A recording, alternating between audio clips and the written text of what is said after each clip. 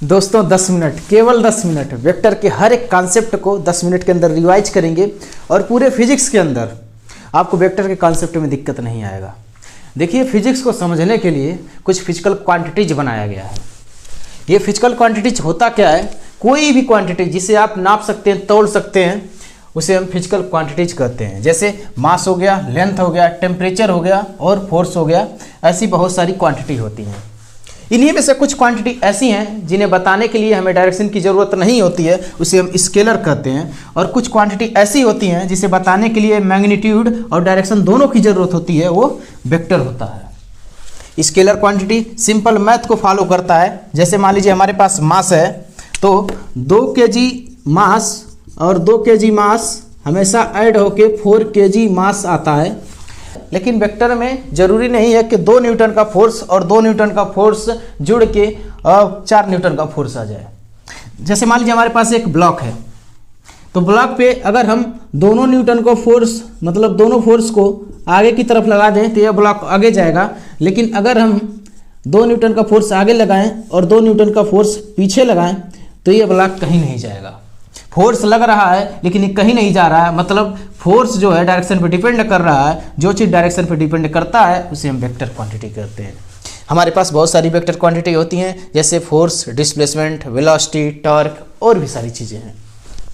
तो चलिए अब हम आगे समझते हैं कि वेक्टर कितने तरह के होते हैं। टाइप्स ऑफ वेक्टर देखेंगे। ओके, वेक्टर क्या होता है ये पता चल गया। अब वेक्टर को रिप्रेजेंट कैसे करेंगे? तो देखिए, रिप्रेजेंट करने के लिए हमारे पास 2 तरीके होते हैं। पहला, कहीं पे कोई लेटर पे अगर एरो साइन बनाया है या बोल्ड लेटर से लिखा है तो हम कहेंगे कि वेक्टर ए है। और उस वेक्टर का मैग्नीट्यूड अगर आपको निकालना है तो आप दोनों तरफ मॉड लगा दीजिए, या कहीं जनरल ए लिखा है तो उसका भी मतलब वो है कि वेक्टर का मैग्नीट्यूड होता है। और दूसरा तरीका ये है कि ग्राफ के फॉर्मेट में, जैसे एक आप एरो बना देंगे और एरो का टेल बताएगा जहाँ से स्टार्ट हुआ है और हेड बताएगा जहाँ पे समाप्त हो रहा है, या इसका डायरेक्शन बताएगा ये वेक्टर किधर जा रहा है। और उसका जो लेंथ होता है उसका मैग्नीट्यूड बताता है। वेक्टर कितने तरीके के होते हैं? पहला vector parallel vector. Parallel vector वो होता है जो जिनका डायरेक्शन सेम होता है, तो ये दोनों वेक्टर पैरेलल हैं। अपोजिट वेक्टर कौन से हो जाएंगे? जिनका डायरेक्शन क्या होगा? अपोजिट होगा, तो वो अपोजिट वेक्टर। इक्वल वेक्टर में क्या होता है? नाम से ही पता चल रहा है इक्वल है, मतलब डायरेक्शन भी सेम होगा, मैग्नीट्यूड भी सेम होगा। और इक्वल वेक्टर का खास बात ये होता है कि हम इसको शिफ्ट करते हैं आगे पीछे ऊपर नीचे।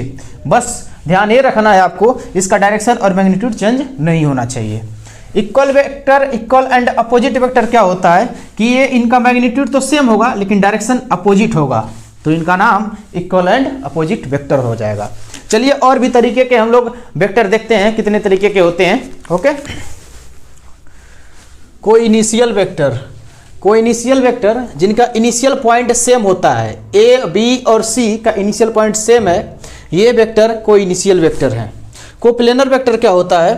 वो वेक्टर जो एक ही प्लेन में आते हैं। तो यहाँ पे ए, बी और सी एक प्लेन में है तो हम कहेंगे ये बी सी कोप्लेनर वेक्टर है। और एक बात का हमेशा आप ध्यान रखें कि जो 2 वेक्टर होते हैं हमेशा कोप्लेनर होते हैं। आप वेक्टर को किसी भी तरीके से रखेंगे हमेशा एक प्लेन में ही लाई करेगा, ठीक है। नल वेक्टर क्या होता है? नल वेक्टर को हम पॉइंट से रिप्रेजेंट करते हैं, इसे लिख सकते हैं 0 पे वेक्टर, ठीक है। तो इसका मैग्नीट्यूड 0 होता है, इसीलिए हम इसे नल वेक्टर कहते हैं और इसका डायरेक्शन डिफाइंड नहीं होता है। यूनिट वेक्टर क्या होता है? कभी भी किसी लेटर पर टोपी यानी कैप लगा आ जाए तो आप समझ लीजिए कि वो यूनिट वेक्टर को रिप्रेजेंट कर रहा है। और यूनिट वेक्टर का मैग्नीट्यूड 1 होता है, तो यूनिट लेंथ होता है। पोलर वेक्टर क्या होता है? ऐसा वेक्टर जिसका कोई ना कोई एक स्टार्टिंग पॉइंट होता है, यानी कहीं से वो शुरू होता है, तो उस वेक्टर को हम पोलर वेक्टर कहते हैं। हैव ए स्टार्टिंग पॉइंट, जैसे डिस्प्लेसमेंट होता है, फोर्स का वेक्टर होता है, वो पोलर वेक्टर होता है। एक्सियल वेक्टर क्या होता है? एक्सियल वेक्टर हमेशा रोटेशनल इफेक्ट को शो करता है और ये हमेशा इसका डायरेक्शन एक्सेस ऑफ रोटेशन के अलॉन्ग लगता है, ठीक है। चलिए अब हम इसके आगे समझते हैं। अब समझेंगे डायरेक्शन के बारे में। आइए देखिए, जनरली हम कंसीडर करते हैं ऊपर की तरफ नॉर्थ होता है और नीचे साउथ और इधर ईस्ट इधर वेस्ट, लेकिन ये ऊपर नीचे नहीं होता, ये हॉरिजॉन्टल प्लेन पे हो जाता है। अगर हम बोर्ड को उठा के इस तरीके से रखें तो ये हॉरिजॉन्टल प्लेन पे हो जाएगा। तो अगर हम आगे की तरफ नॉर्थ मानते हैं तो पीछे साउथ होगा और उसके राइट साइड में ईस्ट हो जाएगा, ठीक है। आइए इसको हम क्वेश्चन के माध्यम से समझते हैं। एक हमें यूनिट वेक्टर निकालना है नॉर्थ डायरेक्शन में, तो हम क्या करेंगे, यूनिट वेक्टर क्या होता है, किसी भी यूनिट वेक्टर को लिखने का तरीका एक एक होता है, और ये होता क्या है, अगर किसी वेक्टर को उसी के मैग्नीट्यूड से हम डिवाइड कर दें तो यूनिट वेक्टर निकल के आ जाता है। हमें नॉर्थ डायरेक्शन में चाहिए यूनिट वेक्टर, तो हम क्या करेंगे, ऊपर की ओर नॉर्थ डायरेक्शन में एक एरो बना देंगे और हम लिख देंगे ए कैप। तो ये नॉर्थ डायरेक्शन में एक यूनिट वेक्टर है जिसका लेंथ 1 है और डायरेक्शन क्या है, नॉर्थ है। कंपोनेंट आप वेक्टर समझते हैं, यानी वेक्टर का कंपोनेंट कर देना, यानी वेक्टर को तोड़ देना, ठीक है। तो वेक्टर का कंपोनेंट हम करेंगे एक्स और वाई डायरेक्शन में। तो वेक्टर क्या है, 3i cap plus 4j cap. आई बताता है कि ये एक्स डायरेक्शन में कितना है और जे बताता है ये वाई डायरेक्शन में कितना है। तो एक्स कंपोनेंट 3 यूनिट हो जाएगा क्योंकि आई कैप के साथ है, और वाई कंपोनेंट 4 यूनिट हो जाएगा क्योंकि जे कैप के साथ है। तो इसका मैग्नीट्यूड हम निकालेंगे, कैसे निकालेंगे, तो आर वेक्टर का मैग्नीट्यूड निकालने के लिए अंडर रूट के अंदर एक्स कंपोनेंट का स्क्वायर प्लस वाई कंपोनेंट का स्क्वायर कर देते हैं, इस तरीके से निकाल लेते हैं। तो चलिए हम मैग्नीट्यूड निकालते हैं। तो मैग्नीट्यूड को इस तरीके से लिखा जा सकता है, अंडर रूट के अंदर एक्स कंपोनेंट कितना है, 3 यूनिट है, तो 3 का हम करेंगे स्क्वायर, प्लस वाई कंपोनेंट कितना है, 4 यूनिट है, तो 4 का स्क्वायर हो जाएगा। तो ये अंडर रूट के अंदर कितना आ जाएगा, 25। तो 25 का रूट कितना होता है, 5, यानी इस वेक्टर का मैग्नीट्यूड कितना आएगा, 5 आएगा। अगर हमें एंगल निकालना है कि ये वेक्टर किस एंगल पे जा रहा है, यानी एक्स एक्सिस से कितना एंगल बना रहा है, तो इसे निकालने के लिए हमें tan थीटा बराबर y का कंपोनेंट अपन x का कंपोनेंट करना होगा। तो tan थीटा बराबर लिखेंगे, y कितना है, y है 4 यूनिट और x कितना है, 3 यूनिट, तो 4/3। तो थीटा बराबर आप लिख सकते हैं कि tan इनवर्स 4/3, यही आपका एंगल हो गया। इसी एंगल पे वेक्टर ऊपर की ओर जा रहा है। चलिए इसके आगे समझते हैं। चलिए अब देखेंगे कि वेक्टर को ऐड कैसे करते हैं। Law of vector addition. Vector को ऐड करने के 2 तरीके होते हैं, पहला ग्राफिकल मेथड, दूसरा एनालिटिकल मेथड, ठीक है। तो इसमें हम ग्राफिकल मेथड में देखेंगे ट्रायंगल लॉ ऑफ एडिशन। देखिए नाम से ही पता चल रहा है ट्रायंगल लॉ है, मतलब एक ट्रायंगल बनेगा इसके अंदर। तो वेक्टर को कुछ इस तरीके से रखना है कि एक ट्रायंगल का फॉर्मेशन हो। जैसे हमारे पास 2 वेक्टर है, वेक्टर ए है, वेक्टर बी है।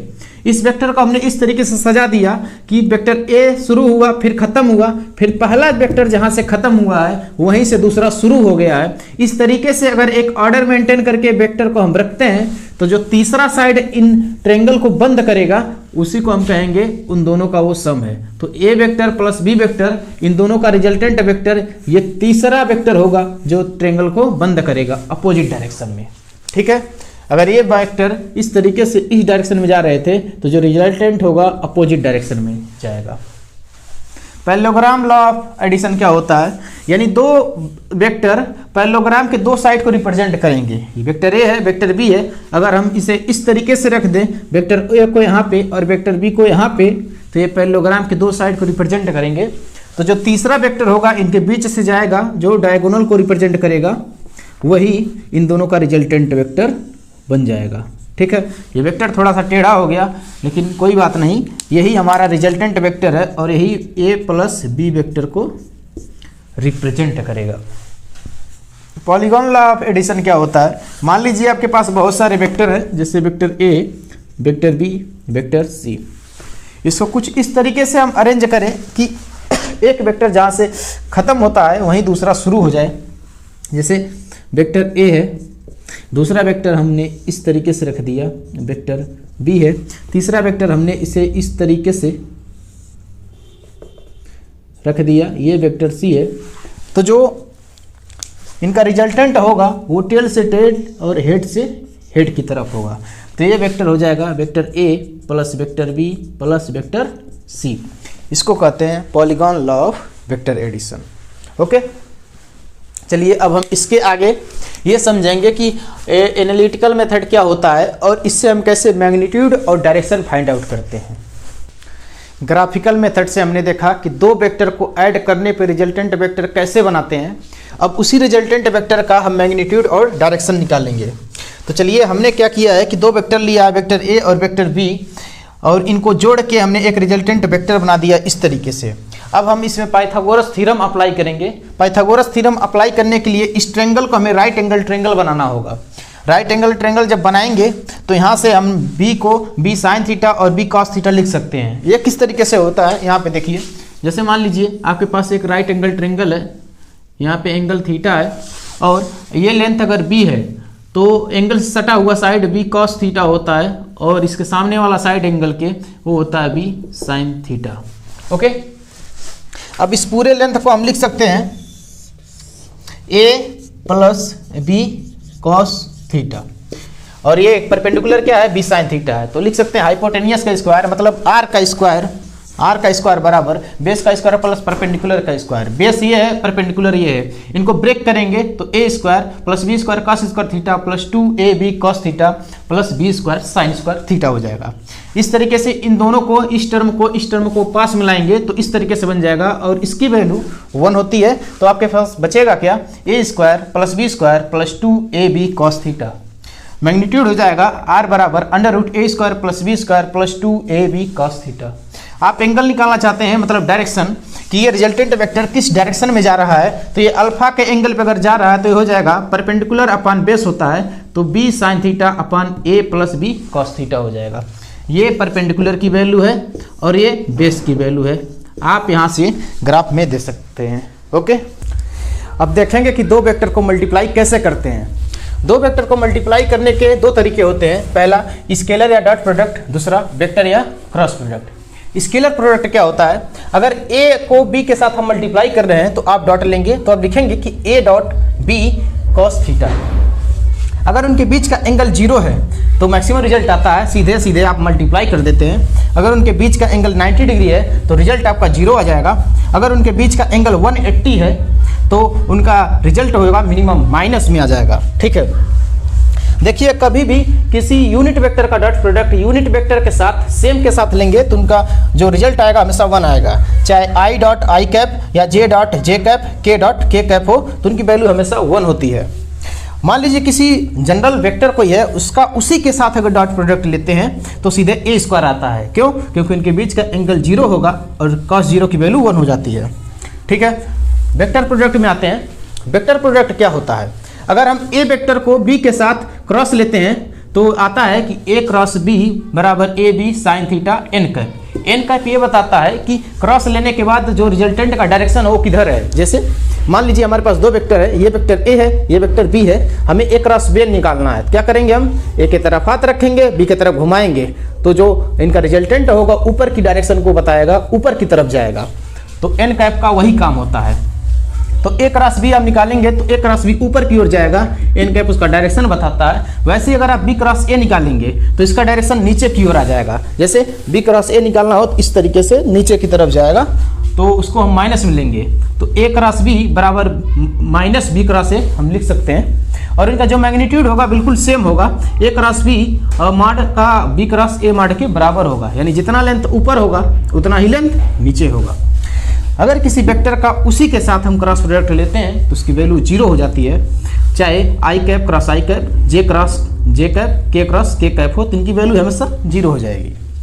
वैसे ही अगर किसी एक वेक्टर का दूसरे के साथ आप क्रॉस प्रोडक्ट लेते हैं यूनिट वेक्टर का तो तीसरा आ जाता है। जैसे आई क्रॉस जे का के आ जाता है, जे का के साथ आई आ जाता है, के का आई के साथ जे आ जाता है। इसको आप याद ऐसे रखेंगे कि आई वेक्टर का क्रॉस प्रोडक्ट लेंगे जे के साथ तो के आ जाएगा, के साथ लेंगे आई के साथ तो जे आ जाएगा। ठीक है, इस तरीके से आप इसे याद रख सकते हैं। चलिए आपका वेक्टर